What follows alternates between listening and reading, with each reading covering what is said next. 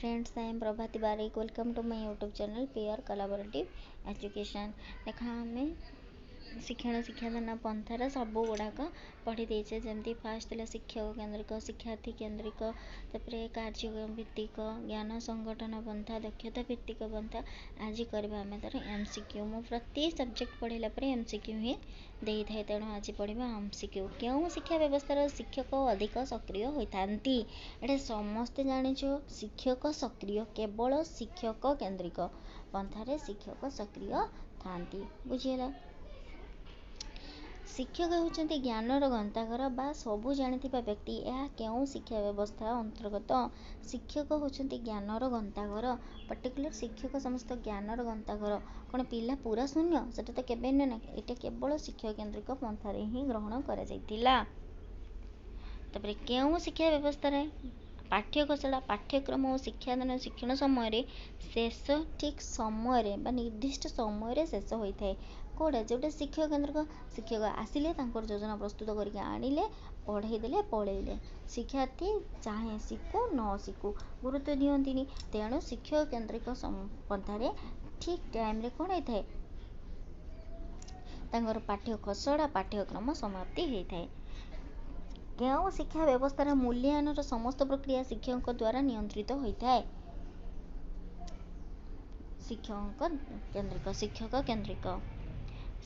केन्द्रिक पंथारे पाठ्य योजना और शिक्षादान प्रक्रिया क्यों पिला दृष्टि रखे प्रस्तुत कर देख भल कि देख क्यों पिला को सी गोटे श्रेणी किसी शीघ्र शिखी जाता पिला किसी मंथर पूरा शीघ्र शिखी पार नुवे बुझी पार नुवे दुई तीन प्रकार पिला देखा जाती किसी बहुत शीघ्र शिखी जाती किसी कौन करती बहुत डेरी हुए शिखापी आउ कि मध्यम धरणर किंतु शिक्षक जिते पाठ्य योजना प्रस्तुत करती शिक्षादान प्रस्तुत करती से मध्यम धरणर शिक्षार्थी को नहीं प्रस्तुत करती क्यों शिक्षा व्यवस्था शिक्षक शिक्षार्थी आग्रह आवश्यकता शिक्षण धारा सामर्थ्य को आधार करी शिक्षण अग्रगति योजना प्रस्तुत करती देख शिक्षार्थी आग्रह आवश्यकता शिक्षण धारा और सामर्थ्य देती माने शिक्षार्थी केन्द्रिक शिक्षा व्यवस्था कौन हम शिक्षार्थी केन्द्रिक शिक्षक शिक्षार्थी को बुझापी दि जाइतिबा दिग गुड़िक मध्य केउटी नुहे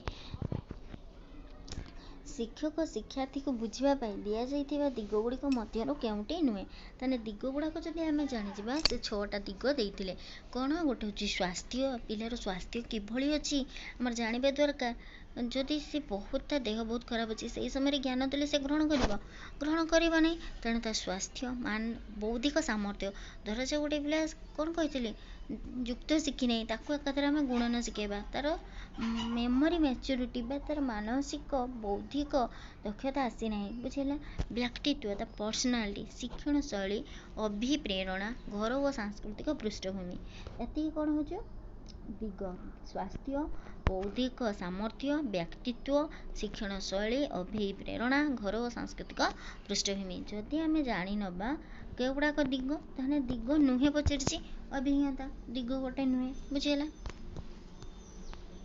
तापर देख गार्डनर 1985 शिक्षार्थी बौद्धिक सामर्थ्य को केते भाग में विभक्त करते पढ़ेला बेले यहाँ कही केते भाग में विभक्त करते गार्डनर 1985 शिक्षार्थी बौद्धिक सामर्थ्य को केते भाग में 7 भाग में विभक्त करते केते भाग में 7 भाग में विभक्त करते कौन कौन जानना से 7 भाग में भाषागत सामर्थ्य गाणितिक यहाँ तुम मन रख कारण आ भितर गोटे स्किप कर देकी क्वेश्चन पचारदेव बुझेगा तेणु सर्ट लिखी देचे मन रखिदेव भाषागत सामर्थ्य गाणितिक चुक्ति दृश्य सामर्थ्य शारीरिक सामर्थ्य संगीत सामर्थ्य निजे संपर्क सचेतनता आउ अन्य संपर्क सचेतनता बुझेगा शिक्षण शैली क्षेत्र में क्यों मनोविज्ञानी मॉडल अधिक ग्रहण योग्य यहाँ मुझे पढ़ी डेविड क्लब शिक्षण शैली क्षेत्र में क्यों मनोविज्ञानी मॉडल अधिक ग्रहण योग्य डेविड क्लब का शिक्षण शैली भित्तिक मॉडल नाम कौन डेविड क्लब जो शिक्षण शैली भित्तिक मॉडल देइचंती से मॉडल टा कौन कह जाए अभिज्ञता भित्तिक मॉडल अभिज्ञता भित्तिक मॉडल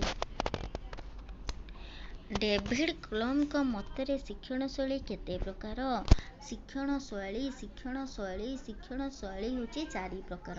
ଡେଭିଡ୍ କ୍ଲୋମ୍ଙ୍କ ମତରେ ଶିକ୍ଷଣ ଶୈଳୀ ହେଉଛି 4 ପ୍ରକାର। ଡେଭିଡ୍ କ୍ଲୋମ୍ଙ୍କ ମତରେ ଶିକ୍ଷଣ ପନ୍ଥା କେତେ ପ୍ରକାର? ପନ୍ଥା ଦେଖ 2 ପ୍ରକାର। ଶୈଳୀ କହିଲେ 4 ପ୍ରକାର, କିନ୍ତୁ ଯଦି ପନ୍ଥା ପଚାରିବ ତାହେଲେ 2 ପ୍ରକାର। ଓକେ, ନିମ୍ନଲିଖିତ ମଧ୍ୟରୁ କେଉଁଟି ଡେଭିଡ୍ କ୍ଲୋମ୍ଙ୍କ ଶିକ୍ଷଣ ପନ୍ଥା ନୁହେଁ? ମୂର୍ତ୍ତ ଅଭିଜ୍ଞତା ଓ ଅମୂର୍ତ୍ତ ଧାରଣା, ପ୍ରତିଫଳିତ କାର୍ଯ୍ୟବେକ୍ଷଣ ଓ ସକ୍ରିୟ ପରୀକ୍ଷଣ। ନିମ୍ନଲିଖିତ ମଧ୍ୟରୁ କେଉଁଟି ଡେଭିଡ୍ କ୍ଲୋମ୍ଙ୍କ ଶିକ୍ଷଣ ପନ୍ଥା ନୁହେଁ? ଏଇ 2ଟା ଯାକ ନୁହେଁ। ବୁଝିଲେ? ଶିକ୍ଷାର୍ଥୀ କେନ୍ଦ୍ରିକ ପନ୍ଥାର ନିମ୍ନଲିଖିତ ମଧ୍ୟରୁ କେଉଁଟି ଶିକ୍ଷକଙ୍କର ଦାୟିତ୍ୱ ଅନ୍ତର୍ଗତ? ଶିକ୍ଷାର୍ଥୀ କେନ୍ଦ୍ରିକ ପନ୍ଥା ଦେଖ, ପର୍ଯ୍ୟବେକ୍ଷଣ ତଥା ନିଦାନ ଶାସ୍ତ୍ର ବିଶାରଦ, ଶୈକ୍ଷିକ ପରିବେଶ ସୃଷ୍ଟି କରିବେ, ଶିକ୍ଷଣରେ ସହାୟକ ହେବେ, ଉପରୋକ୍ତ ସମସ୍ତ। ଶିକ୍ଷଣ କେନ୍ଦ୍ରିକ ପନ୍ଥା କାହା ଉପରେ ଗୁରୁତ୍ୱ ଦେଇଥାଏ? ଶିକ୍ଷଣ କେନ୍ଦ୍ରିକ, ତେଣୁ ଶିକ୍ଷଣ ଉପରେ ଗୁରୁତ୍ୱ ଦେବ। ଶିକ୍ଷଣ କେନ୍ଦ୍ରିକ ପନ୍ଥାରେ ଶିକ୍ଷକଙ୍କ ଭୂମିକା କ'ଣ? କୋଚ୍ ବି ହେବେ, ସହାୟକ ବି ହେବେ। ଶିକ୍ଷଣ କେନ୍ଦ୍ରିକ ପନ୍ଥାରେ ଶିକ୍ଷକ ଜଣେ କୋଚ୍ ବି ହେବେ, ଜଣେ ସହାୟକ ବି ହେବେ। କେଉଁ ଶିକ୍ଷା ବ୍ୟବସ୍ଥାରେ ଶିକ୍ଷଣ ମୂଲ୍ୟ ନିର୍ଦ୍ଧାରଣ ଏକତ୍ର ଚାଲିଥାଏ? ଶିକ୍ଷଣ ବି ହେବ, ମୂଲ୍ୟ ନିର୍ଦ୍ଧାରଣ ବି ହେବ। କୋଉଥିରେ? ଶିକ୍ଷଣ କେନ୍ଦ୍ରିକରେ ଶିକ୍ଷଣ ପଢ଼ା ବି ଚାଲିଥିବ, ତାର ଇଭାଲ୍ୟୁଏସନ୍ ବି ଚାଲିଥିବ। ସେଟା ହେଉଛି ଶିକ୍ଷଣ କେନ୍ଦ୍ରିକ। ଶିକ୍ଷଣ କେନ୍ଦ୍ରିକ ଶିକ୍ଷା ବ୍ୟବସ୍ଥାରେ ପ୍ରତ୍ୟାଶିତ ଶିକ୍ଷଣର ମୂଲ୍ୟ ନିର୍ଦ୍ଧାରଣ ପାଇଁ କେଉଁ ଉପାଦାନଟି ଠିକ୍? ପ୍ରତ୍ୟାଶିତ ବା ଆଶା କରୁଥିବା ଶିକ୍ଷଣର ମୂଲ୍ୟ ନିର୍ଦ୍ଧାରଣ ପାଇଁ କେଉଁ ଉପାୟଟି ଠିକ୍? ପ୍ରକଳ୍ପ, ପୋର୍ଟଫୋଲିଓ, କୃତି। ଉପରୋକ୍ତ ସମସ୍ତ। ପ୍ରକଳ୍ପ ବି, କୃତି ବି, ପୋର୍ଟଫୋଲିଓ ବି, ଉପରୋକ୍ତ ସମସ୍ତ। ଶିକ୍ଷଣ କେନ୍ଦ୍ରିକ ଶିକ୍ଷାଦାନ ବ୍ୟବସ୍ଥାରେ ଅଭ୍ୟାସର ପରିବର୍ତ୍ତନ କଥା କିଏ କହିଛନ୍ତି? ଅଭ୍ୟାସ ପରିବର୍ତ୍ତନ କରିବ। କିଏ କହିଲେ ଅଭ୍ୟାସକୁ ପରିବର୍ତ୍ତନ କରିବା? ମେୟର କହିଲେ। କିଏ କହିଲେ? ମେୟର। କେବେ କହିଲେ? 2002। ଶିକ୍ଷଣ କେନ୍ଦ୍ରିକ ଶିକ୍ଷାଦାନ ବ୍ୟବସ୍ଥାର ଅଭ୍ୟାସର ପରିବର୍ତ୍ତନ କଥା ମେୟର କହିଛନ୍ତି। କେବେ? 2002। ମେୟରଙ୍କ ମତରେ ଶିକ୍ଷଣ କେନ୍ଦ୍ରିକ ଶିକ୍ଷା ବ୍ୟବସ୍ଥାରେ ଶିକ୍ଷାର୍ଥୀର କେତୋଟି ଅଭ୍ୟାସର ପରିବର୍ତ୍ତନ ଆବଶ୍ୟକ? କେତୋଟି ଅଭ୍ୟାସର ପରିବର୍ତ୍ତନ ଆବଶ୍ୟକ? 5ଟା ଅଭ୍ୟାସର ପରିବର୍ତ୍ତନ ଆବଶ୍ୟକ। 5ଟି ଅଭ୍ୟାସର ପରିବର୍ତ୍ତନ ଆବଶ୍ୟକ। ସେଇ ଅଭ୍ୟାସ ଗୁଡ଼ାକ କ'ଣ କ'ଣ? ପଢ଼େଇଲା ବେଳେ ମୁଁ କହିଦେଇଥିଲି, ଆଉଥରେ କହିଦେଉଛି। ବିଷୟବସ୍ତୁର କାର୍ଯ୍ୟ, ଶିକ୍ଷକଙ୍କ ଭୂମିକା, ଶିକ୍ଷଣ ପାଇଁ ଦାୟିତ୍ୱ, ମୂଲ୍ୟାୟନର ଉଦ୍ଦେଶ୍ୟ ତଥା ପ୍ରକ୍ରିୟା, କ୍ଷମତା ମଧ୍ୟରେ ସମନ୍ୱୟ। ଯଦି ଏତିକି କାର୍ଯ୍ୟରେ ପରିବର୍ତ୍ତନ କରାଯାଏ ତାହେଲେ ଶିକ୍ଷଣ ଫଳପ୍ରଦ ହେଇପାରିବ। ଆଉଥରେ କହିବି କି? ବିଷୟବସ୍ତୁର କାର୍ଯ୍ୟ, ଶିକ୍ଷକଙ୍କ ଭୂମିକା, ଶିକ୍ଷଣ ପାଇଁ ଦାୟିତ୍ୱ, ମୂଲ୍ୟାୟନର ଉଦ୍ଦେଶ୍ୟ ତଥା ପ୍ରକ୍ରିୟା, କ୍ଷମତା ମଧ୍ୟରେ ସମନ୍ୱୟ। ବୁଝିଲେ? ନେକ୍ସଟ ଦେଖ, MLL ର ପୁରା ନାମ କ'ଣ? MLL minimum level of learning. MLL କୁ କେଉଁ ଜାତୀୟ ଶିକ୍ଷାନୀତି ସୁପାରିଶ କରିଥିଲା? ଜାତୀୟ national policy of education 1986। MLL କୁ କେଉଁ ଜାତୀୟ ଶିକ୍ଷାନୀତି ସୁପାରିଶ କରିଥିଲା? National policy of education 1986।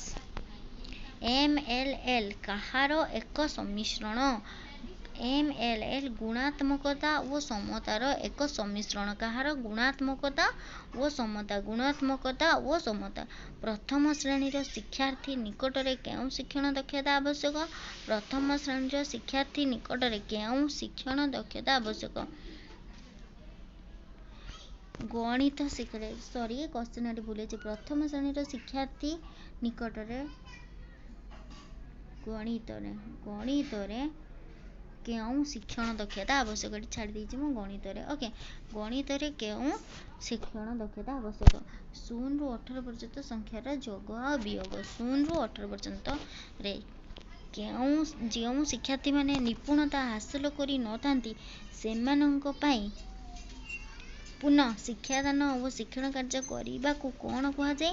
ଯେମାନେ କରିନଥାନ୍ତି ପ୍ରତିକାରମୂଳକ ଶିକ୍ଷାଦାନ। କ'ଣ କୁହାଯାଏ? ପ୍ରତିକାରମୂଳକ ଶିକ୍ଷାଦାନ। ପ୍ରତିକାରମୂଳକ ଶିକ୍ଷାଦାନ। ଦକ୍ଷତା ଭିତ୍ତିକ ପନ୍ଥାରେ କେଉଁ ଶିକ୍ଷାର୍ଥୀମାନେ ପାରଙ୍ଗମତା ହାସଲ କରିଥାନ୍ତି ସେମାନଙ୍କ ପାଇଁ କେଉଁ ବ୍ୟବସ୍ଥା କରାଯାଏ?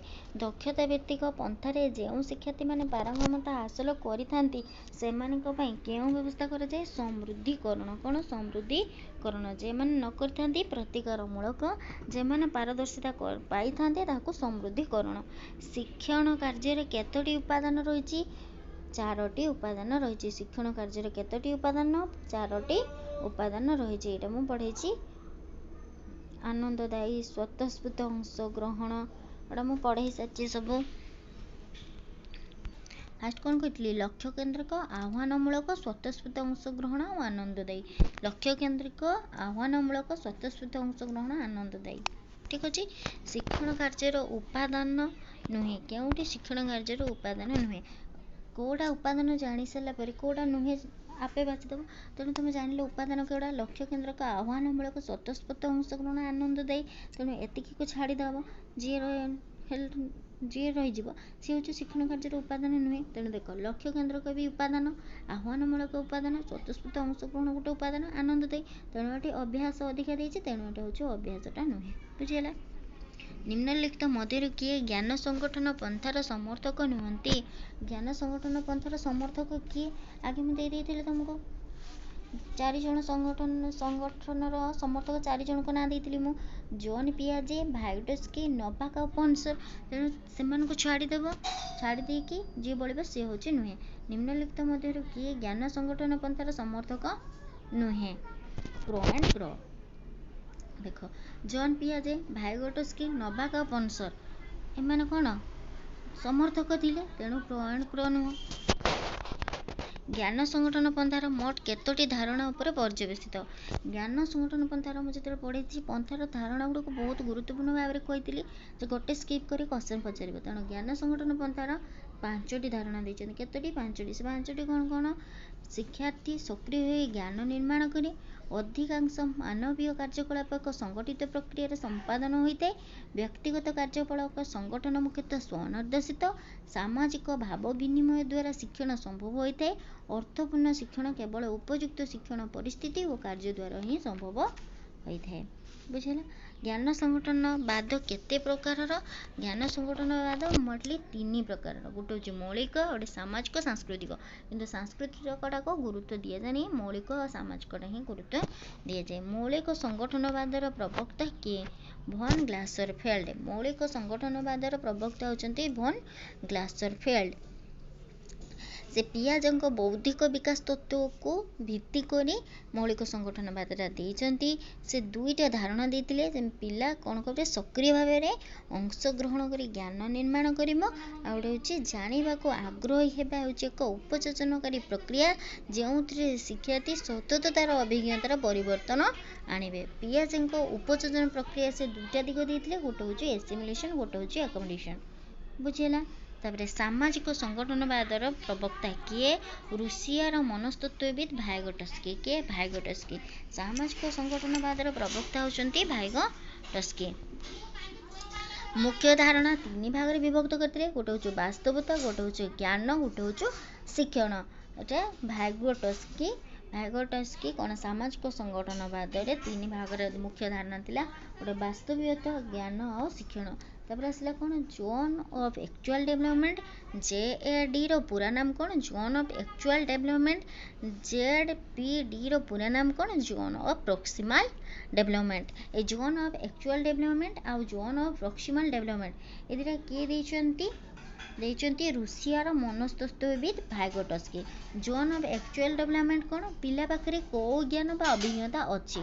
ଜୋନ୍ ଅଫ୍ ପ୍ରକ୍ସିମାଲ୍ ଡେଭଲପମେଣ୍ଟ କ'ଣ? ସାଙ୍ଗସାଥି ବା ପ୍ୟାରେଣ୍ଟସ୍ ହୁଅନ୍ତି, ଟିଚର ହୁଅନ୍ତି, ଯାହା ଦ୍ୱାରା ପିଲାଟି କିଛି ଜ୍ଞାନ ଆହରଣ କରିବ, ସେଇଟା ହେଉଛି ପ୍ରକ୍ସିମାଲ୍ ଡେଭଲପମେଣ୍ଟ। ବୁଝିହେଲା? Thank you for watching. Like, share and subscribe.